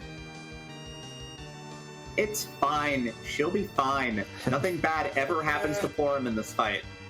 And we have a pretty one of my personal favorites. I actually speedrun this game. Final Fantasy Mystic Quest, final boss Dark King. So we just cast life on it twice, overflow its hit points, and we're done, right? You have to cast it. You actually have to cast it 3 times. Once with Phoebe, but they don't have Phoebe in their party, so they're in a bit of trouble. Yeah, I guess they're gonna have to do it the vanilla way, which is, in this case, by getting their entire party very angry and then swinging swords at the Dark King. Yeah, the Dark King is not long for this world. Cecil doing a feeble 5,500 damage, Edge doing a pathetic 4,000 damage per attack. Interestingly, those are higher damage numbers than you see through the entire Final Fantasy Mystic Quest game, even when casting the most powerful spell single target onto an enemy that's weak against it. Yeah, and yeah, Big Bang first one is nerfed, and speaking of, second place hanging in the balance right now, we did get a snipe from Invenerable, finishing in third place at 1 hour 30 and 31 seconds, so half of the team of Invenerable and Zilch has hit the line already, and that means that it's really up to Zilch to have a quick finish here, potentially to snipe second off of Team Ninja Shirt here.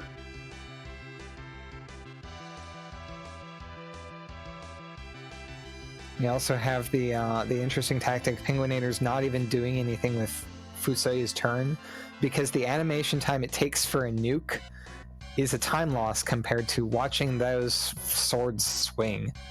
It's just gonna, patiently maybe toss a cure here and there to make sure that he doesn't wipe to a Big Bang, but otherwise just gonna watch those berserkers go.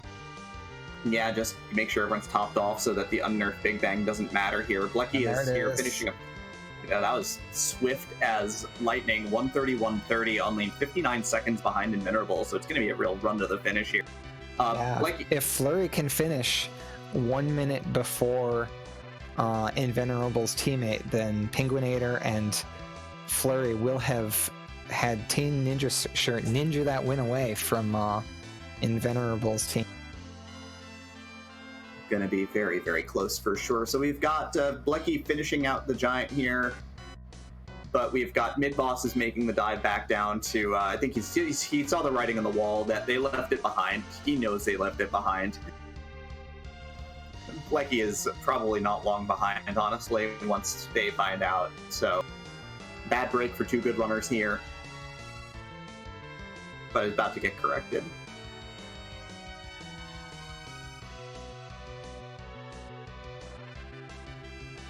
So Cecil here doing a meager 7,000 damage this time for Flurry.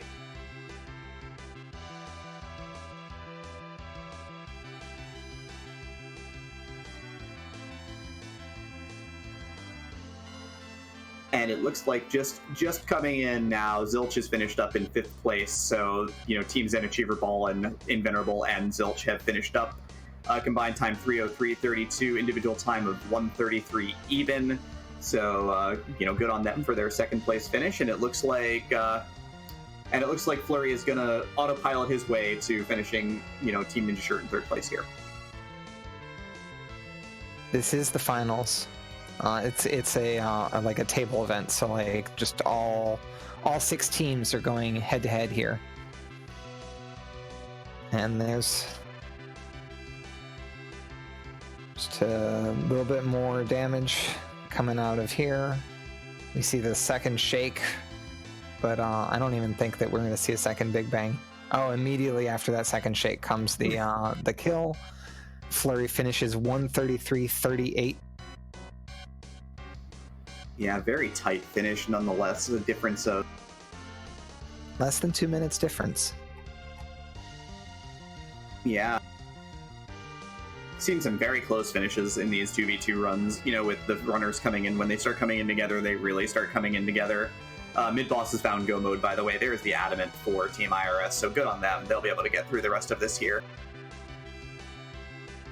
I wouldn't be surprised if they're not the only team that made this particular play of leaving Kainazo behind, because there's a lot of teams that we haven't seen finish. There's still 3 other teams on the other streams that none of them have cleared that Zeromus.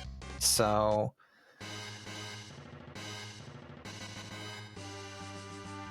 time to find out. Yep, penguin8r had to step away for a moment, so we'll have the 2 wonderful runners here from Team Ninja Shirt in just a minute. But for now, we're about to see Blechy and Midboss. They've already got their levels, they've already got their gear, they've already got everything they need. They still need to get their hands on the crystal, obviously. So as you can see, Midboss is down here, going to get the legend sword that he knows is at Dwarf Castle, while Blechy is going to finish up go mode in just a moment.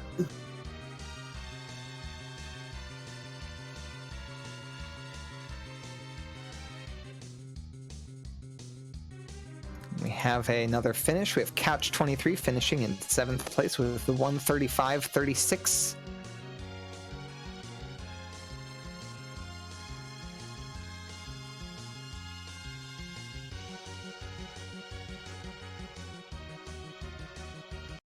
And we're about to get in our Team Ninja Shirt coming on in with penguin8r and fleury14.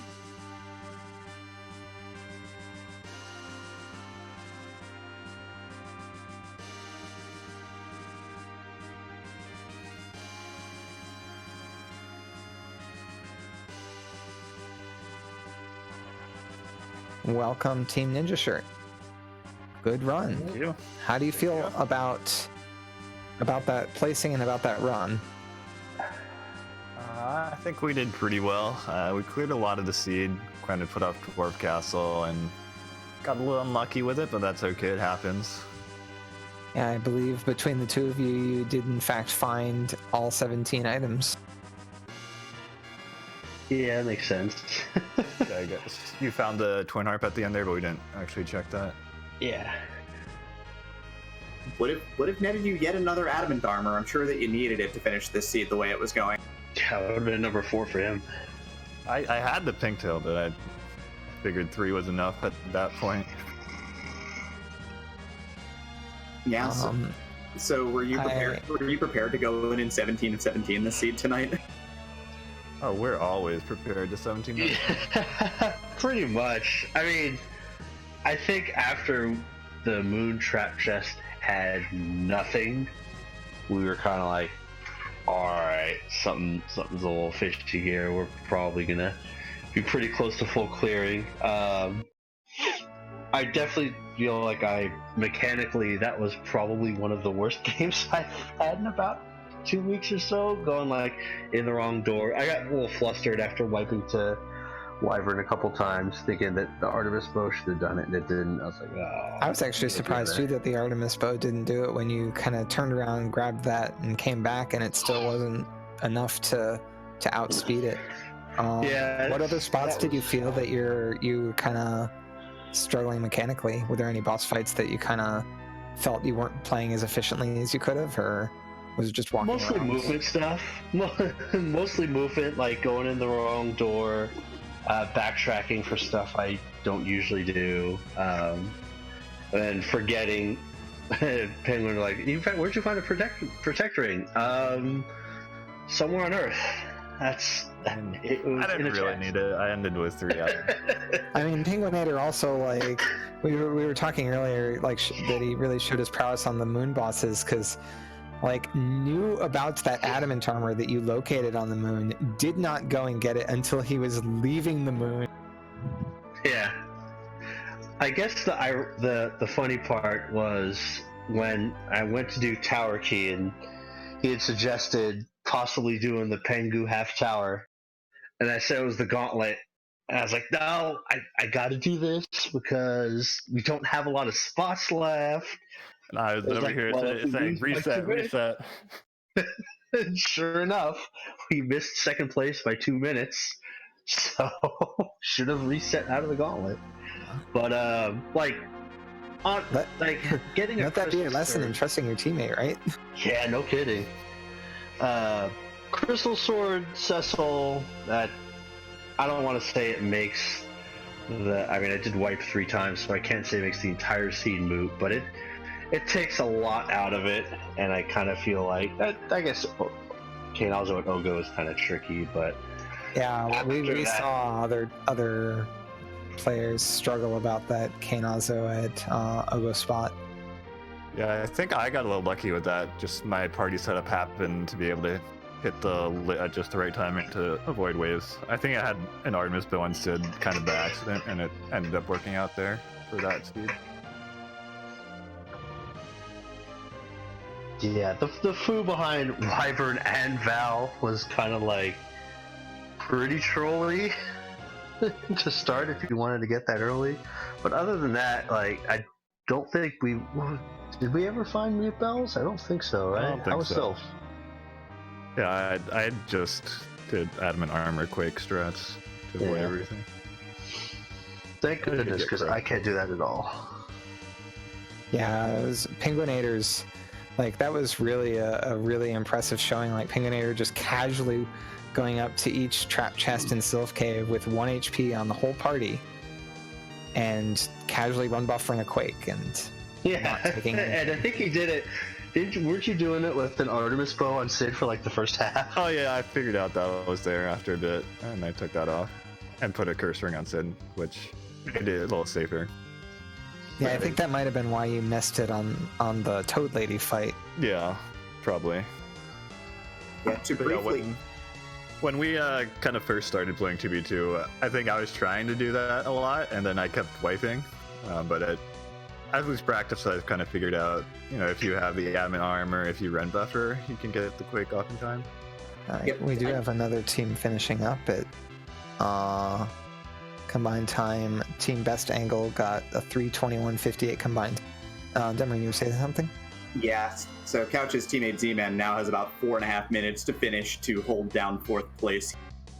Otherwise, they will be conceding it over to Team Best Angle here. And of course, we do have Midboss and Blechy on the Zeromus fight, and it looks like a lot like all the other Zeromus fights we've seen, which is we've got Fusoya holding turn for Cure 4. We've got everybody just going to town right now, so this should be pretty straightforward.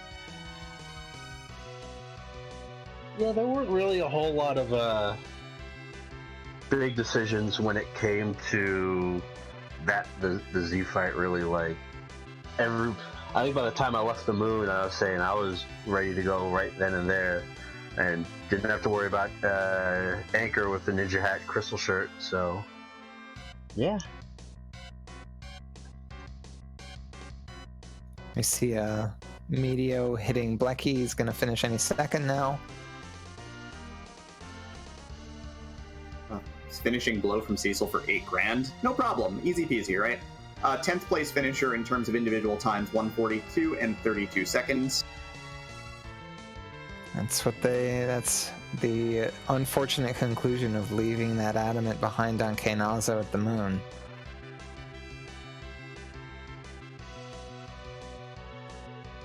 That's a gamble that sometimes you just take. It's like, I don't want to try to deal with this another time after wiping once, and they have a combined time of 3. Here's the Meteor from Midboss, so that's going to be finishing up any second now. And a combined time of 3:25:49.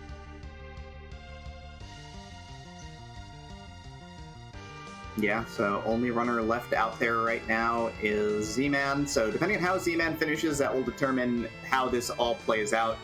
At 1:43 was the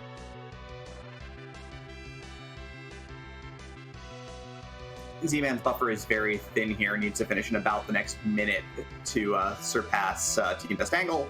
Has a little bit more of a buffer to finish in 5th place, however, at this point. But I believe we'll get our other 2 runners in here, and we'll get a little bit of time with them as well.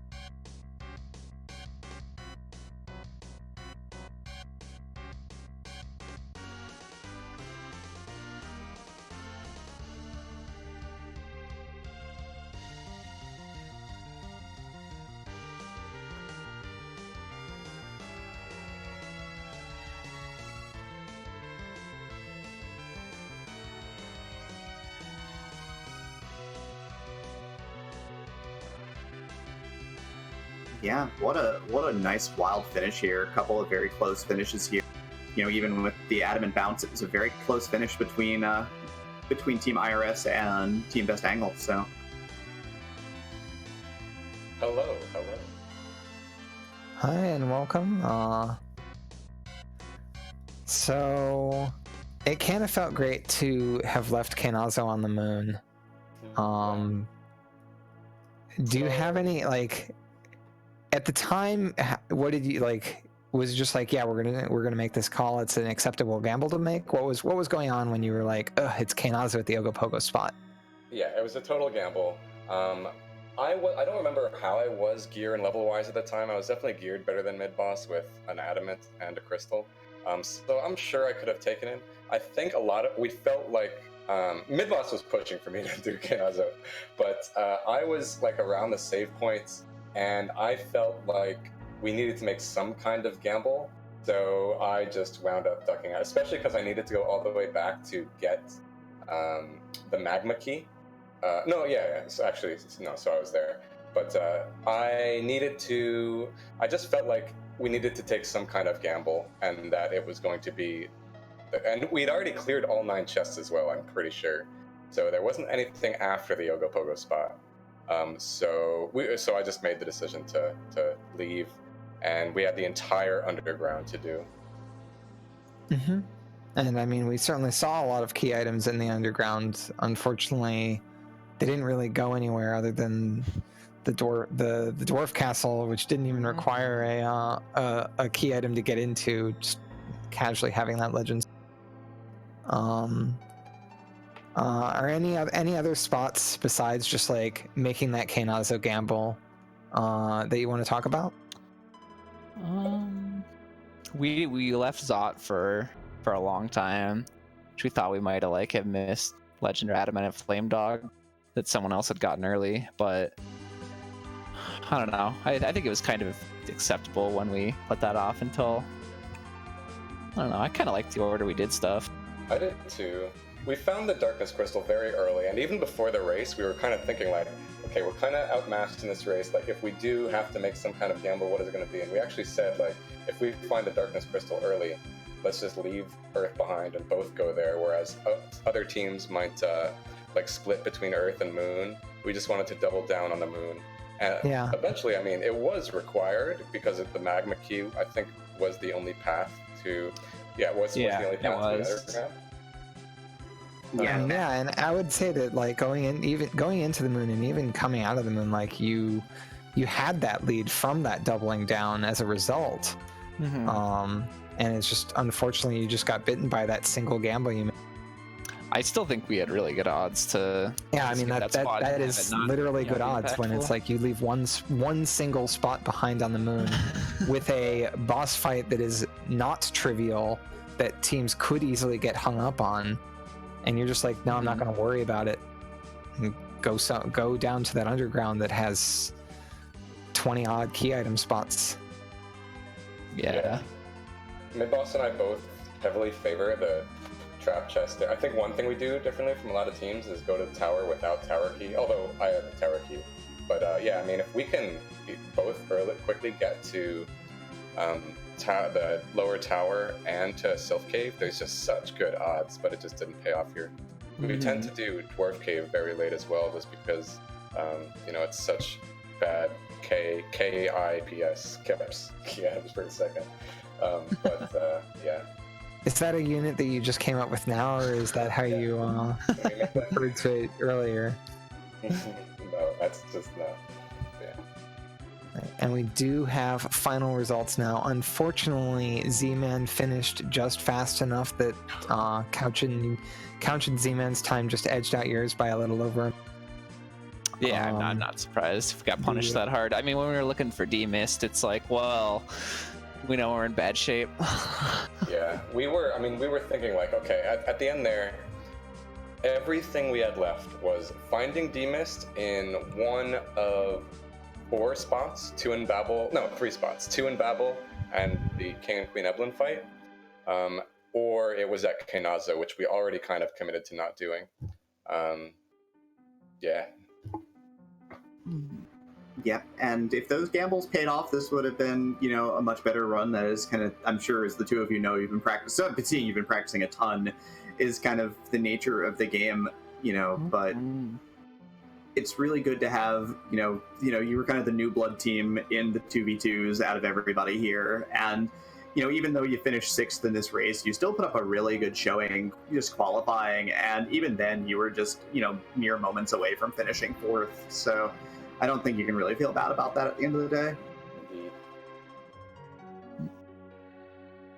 But yeah, this was a really fun tournament for sure. Glad you enjoyed it. So do you have any final thoughts about the seed or anything else? I'm kind of curious, just based on, you know, what you guys watching other teams did, because I had a really rough time on the moon. Kept dying. Did other teams have a smoother trip up there, or did they have like? So I want to say that or... like so the two that we were watching, so it was you and penguin8r and Fleury on Team Ninja Shirt. Team Ninja Shirt actually had a couple stumbling blocks before getting to the moon, specifically on Wyvern. Oh, okay. So Fleury was trying to get that out of the way before going to Mount Ordeals, and just couldn't get a Star Veil up in time, even with the Artemis bow. Ouch. Gotcha. Yeah, that was one thing we decided to do very early. Midboss found Excalibur. I forget what I think that was just... I found Excalibur and I got an Artemis bow on my Sid, and so I was like, yeah, we can just do it. Let's just go there. And I barely got through... Who was it? It was the second boss there. It was Ogopogo, and you only made Ogopogo, and you only made it through because on your first try you had to swap rows because you had not swapped rows pre-fight, and you came up one shot short. Oh, was I? I didn't realize I was that close the first time. I figured that crit that I got the second time through also really helped me. I got like a 1100 crit or something. Yeah, it ended up being a much better second try. Yeah, if I had died, I was going to lower battle speed and try again, see if I can get like squeeze an extra shot in, but it wasn't too bad.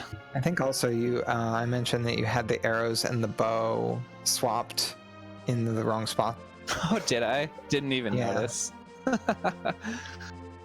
What happens there? You don't get the bonus attack power from the arrows. Oh, really? That's what happens. Yeah. Huh. So like you're missing out on like 20 so attack power. Interesting. Yeah, that's part of the programming. You're supposed to use a bow properly, apparently. Go figure. Not everyone in the game is ambidextrous. It's not fair. And yeah, I mean, when you talk about the moon, I mean, you can always talk about the experience of a lot of teams, is that a lot of teams just practice early moon, just going up, grinding, getting Right. set up, and then figuring out how to do bosses based on what lineups they have. You know, I think you did well with it. It's just, it's hard to do it really fast. Yeah. Like, it's hard to do it like at the level of like a penguin8r who's been doing it for years now. So Sure. I don't think you should, feel bad about that. I think I just should have grinded a little more, considering I was really low on gear, and then I didn't take Mylon seriously the first time when he got me. Yeah. Yeah, that was kind of the momentum breaker for you, because it was just like the slow whittling away. Because Syl and I were like, it's doing like 100 points of damage per lightning one. It's fine. I know, right? And then weaving in those melee attacks for like 3,000. It's like, oh yeah, I forgot about that. Oh yeah. I think the real mistake I made was I didn't. I saw Cure 3s in the moon shop, and I had like ran out of money because I bought 30 coffins. And so I didn't buy any Cure 3s, and I didn't have like Cure 3 on Fu or anything. So I had like absolutely no way of healing up anybody who like got one shot from his physical attacks. Yeah. And I actually didn't realize he did physicals only if the zombies are dead. So I probably should have just left them alive. Yeah. Something I didn't And realize. the worst part of it is that you went up to the moon at 1,100 hit points on Fu. Yeah. If you had done one more boss, you would have had Cure. I know, because Blechy said he had it, and I'm like, wait, I guess I don't. So that's why I tried to like get one of those bosses done before some trap chests early, just so I could like have it, and I didn't manage to. It was such a pain. All those bosses up there were rough. There were no freebies. All the I guess freebies were really CPU is kind of a freebie, but Like I hopped on in, picked up an adamant, got the 2 guard fight. oh yeah, is that who was it failed him? Yeah. What a pain. Yeah, but I think this is the end for the World Series of Free Enterprise. It is indeed the final race of the final week of World Series of Free Enterprise. I think there's going to be a little bit of a short pause before some new events start spinning up. Yeah, so if you're on the Free Enterprise Discord, which if you're not, I don't know why not, ff4fe.com, join our, give feedback. We're going to take all the feedback very seriously. The workshop team has already been talking about feedback, and we're going to keep talking about it so we can keep making our events great. In terms of the future, on RPG Limit Break on April 28th is the Octopath Traveler Relay Race. So, you want to see some people running an excellent modern RPG very fast. And then Free Enterprise is going to be at RPG Limit Break. An absolute ton of us will be there. Our run is on Friday evening. So, of course, we would absolutely love your support there as well.